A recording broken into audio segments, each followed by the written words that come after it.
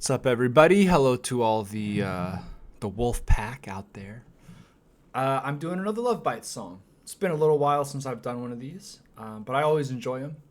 I've been doing so many other things that I gotta prioritize my time a little bit. But I'm back. It's Friday, and I'm doing Holy War from Zepp at Diver City in Tokyo. This is from 2020. Got my coffee, got my fun shirt. And we'll get into it here in just a second. Before I do, two things. First is I'm not a professional musician. I'm not a professional music reviewer. I'm not an expert or a vocal coach or anything like that. I do my best, and I do know some things about music. I grew up playing piano and doing choir and stuff, so I have some musical knowledge, but I am not a professional, and I'm not a good enough guitarist to be able to criticize tiny little details, right? So if you're looking for that kind of thing, you can find that somewhere else, I'm sure. And then the second part is don't be a dick. I try really hard to be respectful and thoughtful when I do these reviews. You may not like me. You may not like my review. You may not like this kind of music. These are all fine. There's nothing wrong with that. But I would ask that you comment with some thoughtfulness as well. All right, just to keep it friendly around here. With that out of the way, let's get right into it. This is Love Bites with Holy War.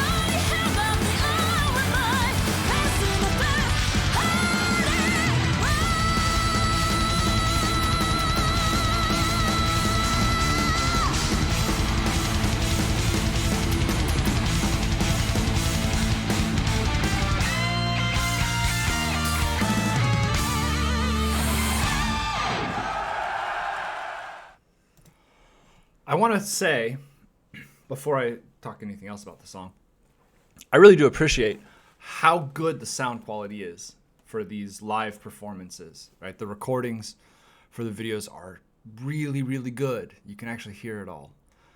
That's one of the reasons why I hesitate to do live videos for some artists, or why I prefer to stay away from them, because sometimes the audio quality is not there, right? Because if you're actually recording it live, depending on who's doing it and what sort of equipment you've got, you might not be able to get the full, quality of the sound.